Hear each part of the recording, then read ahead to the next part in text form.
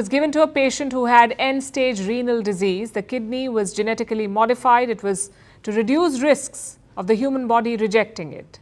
For now, the patient is stable, the kidney is working. Does this mean animal organ transplants are the future? I ask because globally, organ demand is much higher than supply. Thousands wait every year for organs and many even die in the process. Animal organ transplants can solve this problem, but there are still many risks. Our next report explains. It was a 4-hour-long surgery. The patient was Rick Slayman. He was diagnosed with end-stage kidney disease. Slayman has been on the transplant list for 11 years. In 2018, he received a human kidney. It failed in about 5 years. So last year, doctors suggested an alternative, a pig kidney. Slayman weighed the pros and cons. He wasn't doing so well, so he decided to go with it. The surgery was performed on 16th March. It involved a 15-member team. Size of the pig kidneys was exactly the same as human kidneys.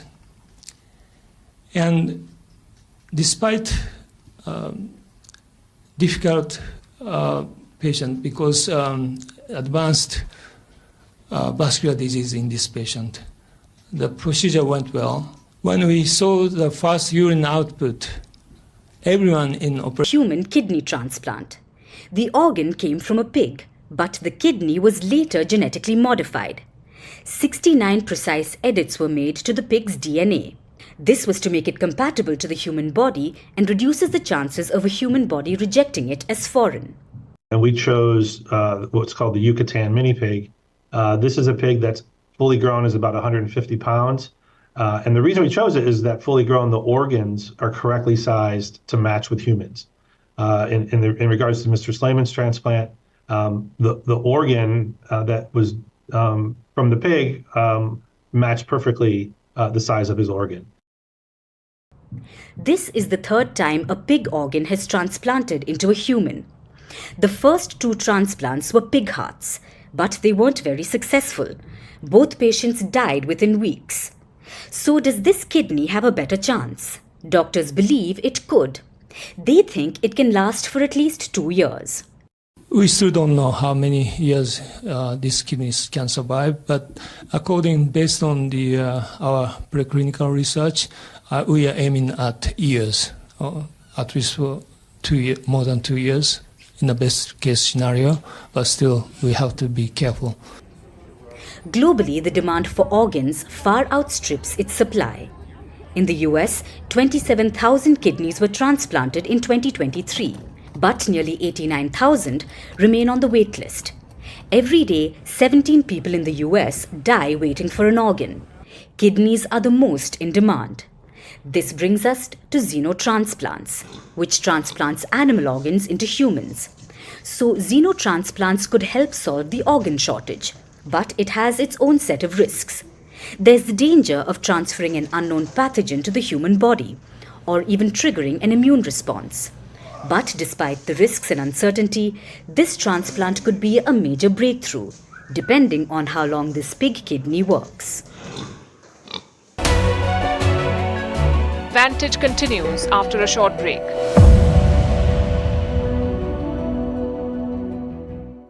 That is what his defense is claiming, that what are you accusing me of? I have not signed on any paper, you have not found any money in my account, you have not found any money in my, in my premises. So where is the money laundering, or where is the crime that I have committed? But like I pointed out, ED's case is that the money was actually utilized to fund elections for the Aam Aadmi Party, specifically in Goa. I think in minutes from now, the concerned judge will walk in, special judge for CBI and ED will just walk into the courtroom and the proceedings will begin, and then we'll know the details of that remand application. Right, and that is the situation as we see, ladies and gentlemen, those visuals on your screen. Arvind Kejriwal at the Rouse Avenue court after the dramatic scenes yesterday outside his residence where the Enforcement Directorate arrested the Delhi Chief Minister. This has shaken up the politics, ladies and gentlemen, on the road to the Lok Sabha elections, with several allies of the India alliance rallying around Arvind Kejriwal. calling this a complete witch hunt. I'm also joined by my colleague Yash Goyal, who's reporting from outside the Aam Aadmi Party office, where the entire cadre of the party has rallied around the Chief Minister, saying that this is a complete witch hunt on the road to the Lok Sabha election, saying these are trumped-up charges against Delhi Chief Minister because the BJP is spooked by the rise of the Aam Aadmi Party. Yash, what are the scenes outside the Aam Aadmi Party office as the Aam Aadmi Party cadre continue the offensive against the central government?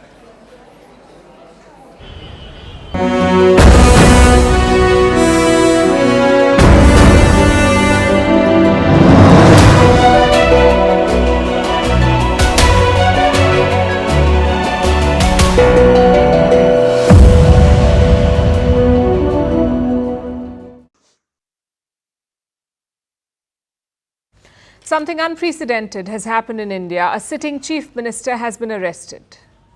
We're talking about Arvind Kejriwal.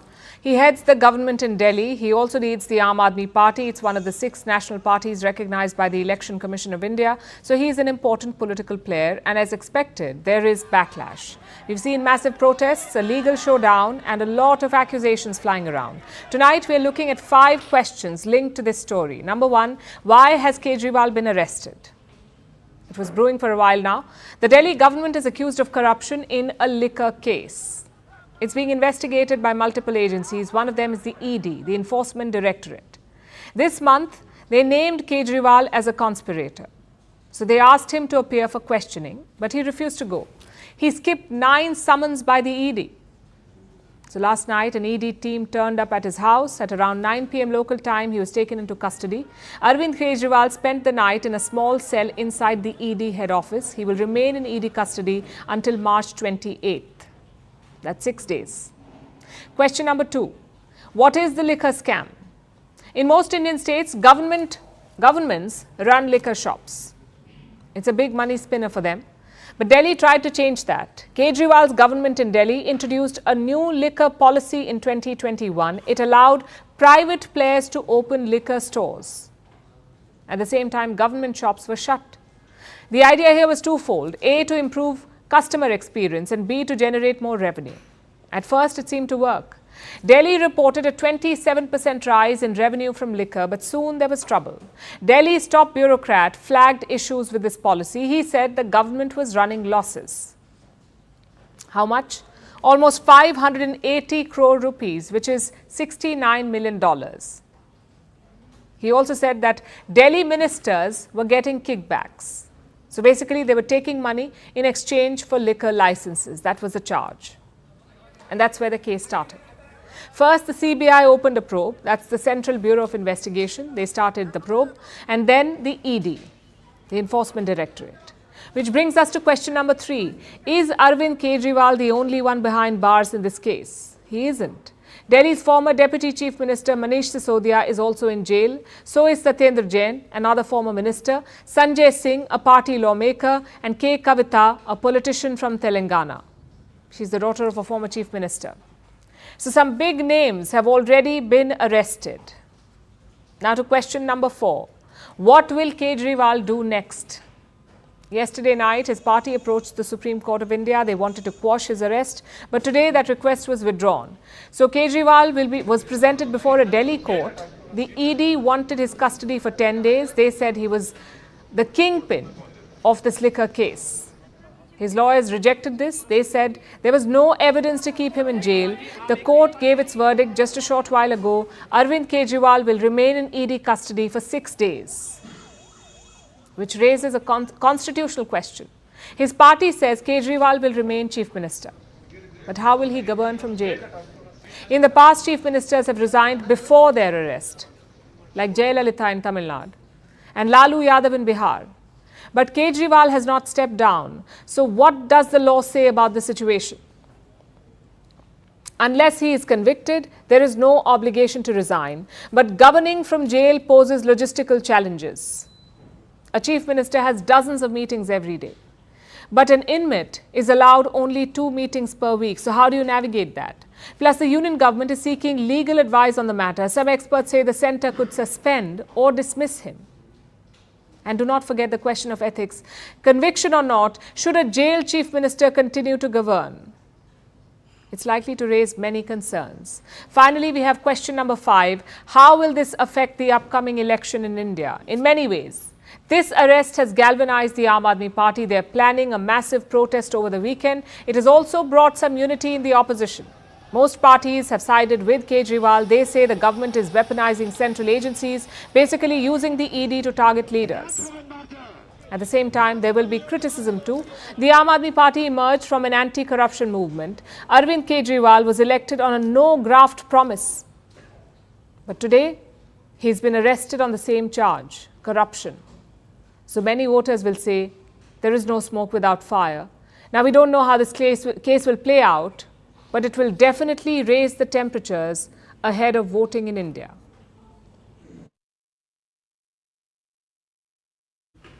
Now let's turn our attention to South America, to Venezuela, where President Nicolas Maduro is at it again. Venezuela is set to go to polls soon. Maduro has a tough fight on his hands. So what does he do? Stir up trouble with the neighbor.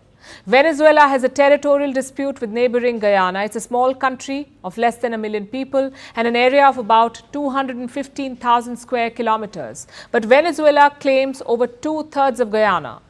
It claims an oil-rich region called Essequibo. This dispute has existed for almost 200 years, and yet it is now on the eve of elections that Venezuela has formally declared Essequibo a state, escalating tensions when it should be preparing for elections. Here's our report. It's been approved unanimously. Consequently, the organic law for the defense of Guyana Essequibo is declared approved.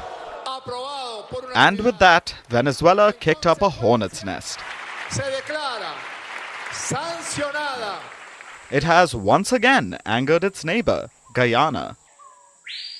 Caracas has declared that 2/3 of the neighboring country is a new Venezuelan state. The region is called Essequibo. It has been the object of a 2-century-long dispute, and now Venezuela has unilaterally tried to change the status quo. To add to the insult, Venezuela has named the state Guyana Essequibo.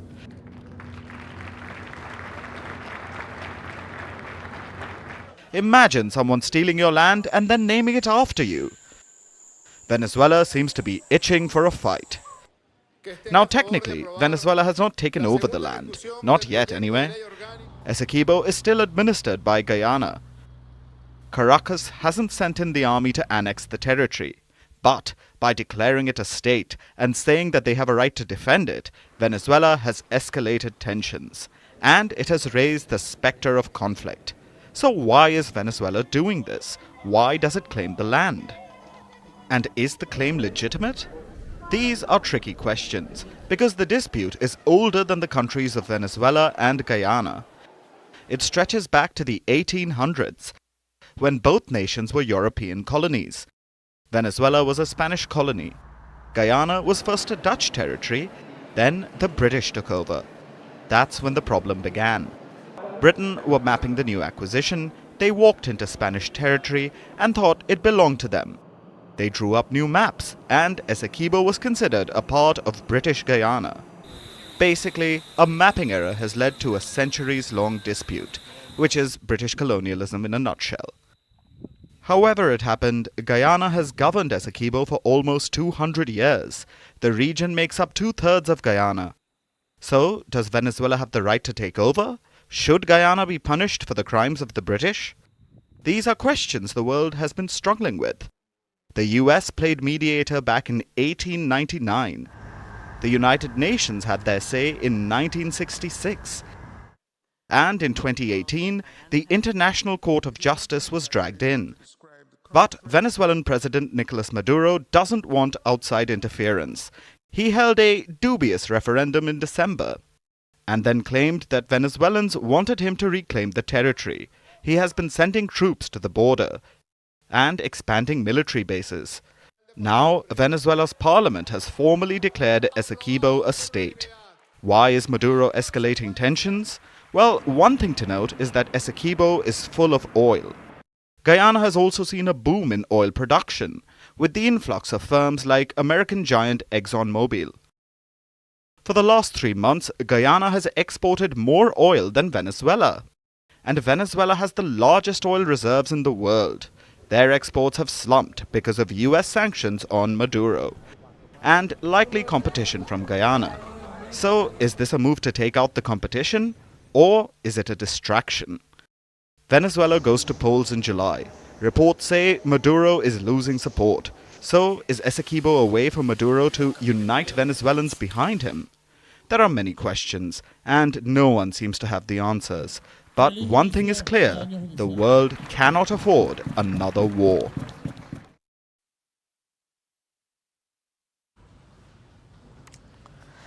Ancient Greek philosophers had a strange conundrum they just couldn't figure out. They called it akarasia. Akarasia means acting against one's own best interest, basically doing what we know is bad for us. Now, to put this in the modern context, ordering takeout as groceries wilt, or doom scrolling even when your eyes hurt. Some thinkers say we fail to accept problems, therefore we fail to act on them. But akarasia is not just limited to humans, it is a modus operandi for many governments too. Let me give you an example. Today is World Water Day, so let's focus on water. You know that the world population is increasing, so is the demand for food.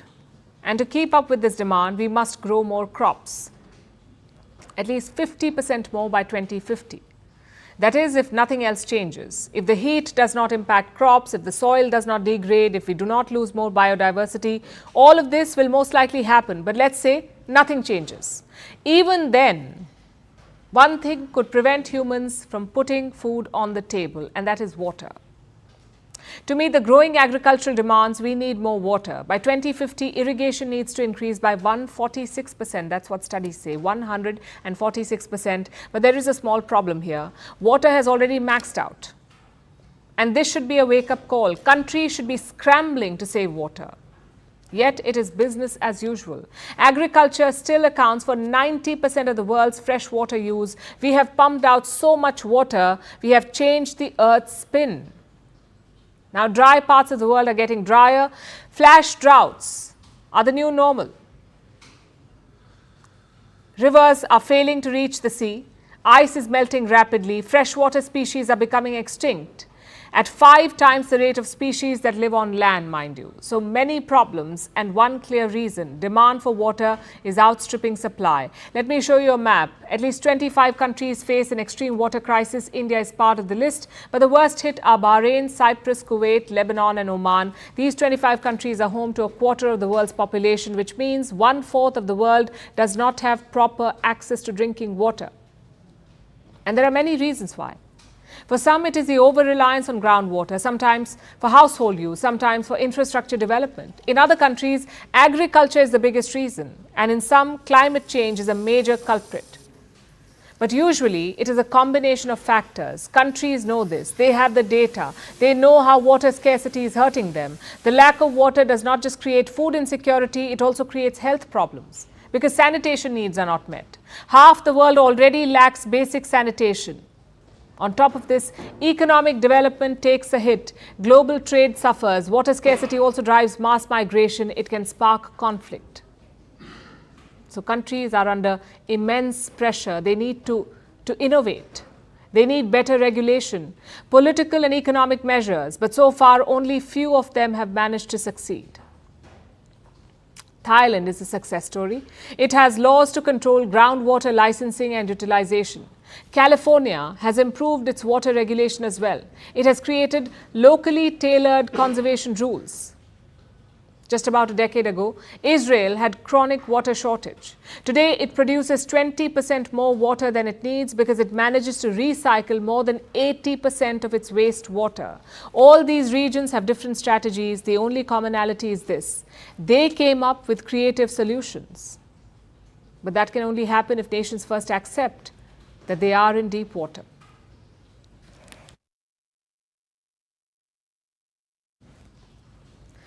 This week, Elon Musk made the news again, this time about his drug use. He shared details about his ketamine use. Ketamine is a drug primarily used in hospitals as an anesthetic.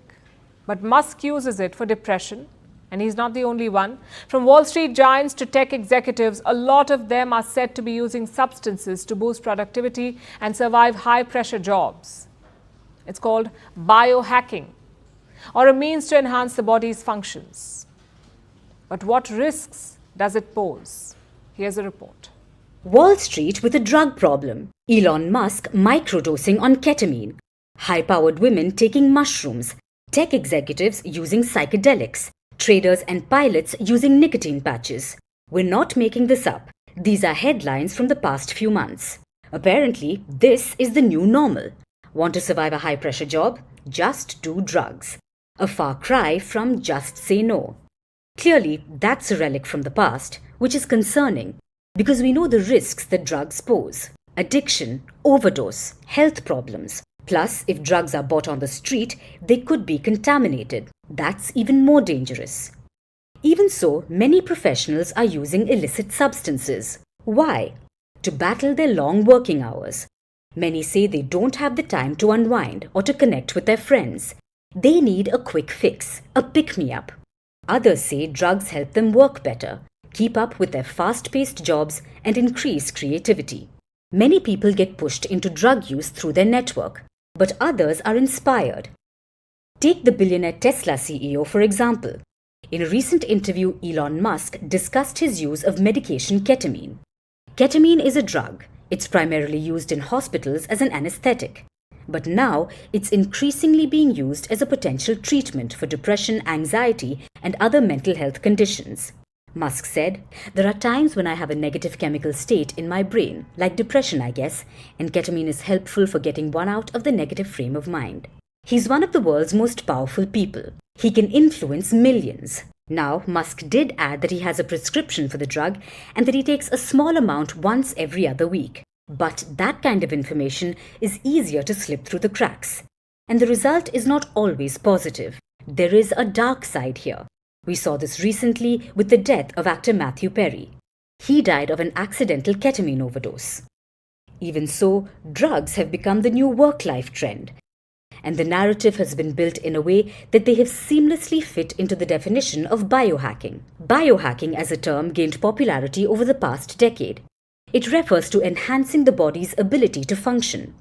Some say it can even increase one's lifespan. Biohacking takes tips from multiple fields like biology, genetics, neuroscience, and nutrition, all to enhance performance, be it physical or mental. Biohacking can happen with dietary shifts or supplements by using hyperbaric chambers or electromagnetic stimulators. Now, biohacking based on thorough research can be safe. But with millions of articles and TikToks on it, it's difficult to know what's credible. And that risk only increases with drugs. But even if they were safe, there's another problem here. That of pushing one's body to the breaking point instead of taking a break. So at the end of the day, taking drugs to enhance performance is not biohacking. It's just a hack job at the altar of workaholism. Vantage continues after a short break.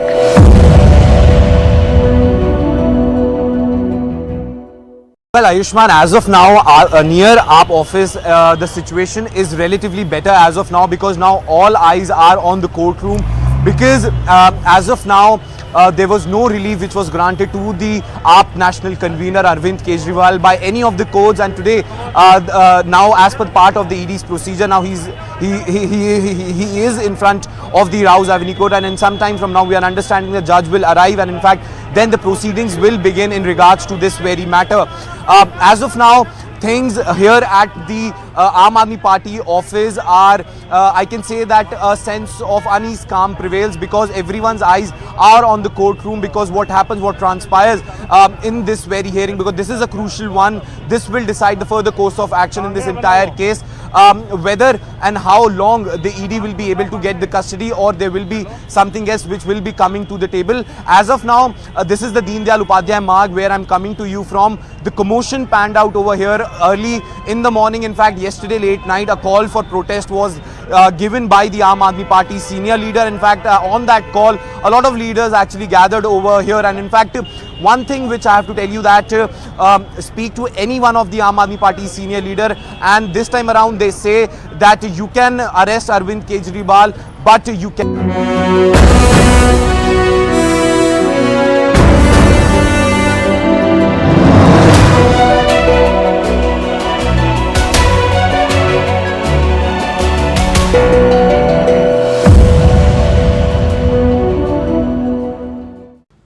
Now it's time for Vantage Shots, images that tell the story. In Ukraine, a Russian missile hits the country's largest dam in southern Zaporizhia. In Bolivia, 60 Paddington bears were found, raising hope for conservation efforts. And scientists are rushing to regrow Thailand's dying coastal coral reefs. Finally, we're taking you back in history. On this day in 1945, the Arab League was formed. It's a regional organization of Arab states. Initially, 7 Arab nations formed the League. It was to foster economic growth in West Asia. Later, 15 more joined the League. We're leaving on that note. Thanks for watching. Have a great weekend.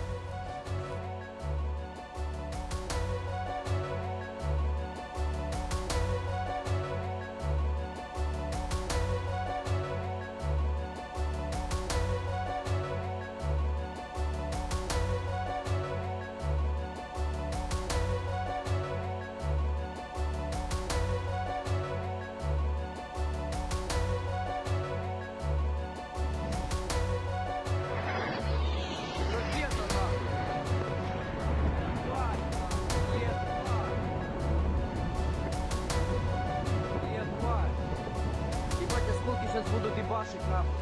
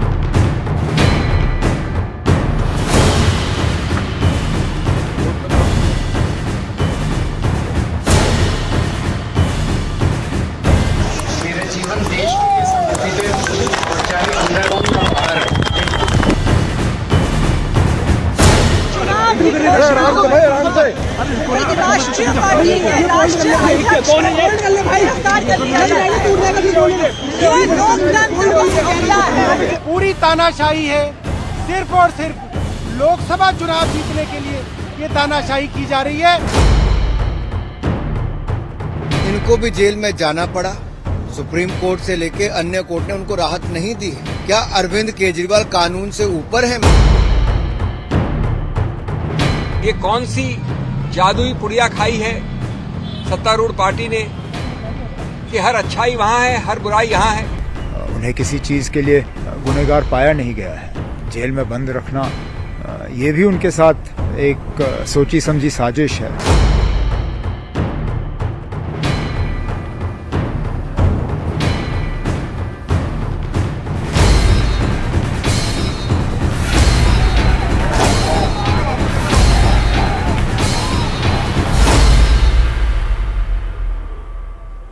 Hello and welcome to the late night edition with me, Ayushman Singh Jamwal. Ladies and gentlemen, our top story and the story that has shaken up politics on the road to the 2024 Lok Sabha elections. Delhi Chief Minister Arvind Kejriwal, the Supremo of the Aam Aadmi Party, has been remanded to 6 days of ED custody in connection with the alleged Liquorgate scam. The ED, in fact, in its submission today, called Arvind Kejriwal the kingpin of the entire scandal. Now, Aam Aadmi Party protesters were out on the streets of Delhi, and at the same time, they have said that they will escalate their protest against the dictatorial style of the Modi government. That is the pitch coming in from the India Alliance. Now, at the same time, while Arvind Kejriwal has made his career by tackling all his current alliance partners, his entire India bloc, from Rahul Gandhi to Mamata Banerjee, have rallied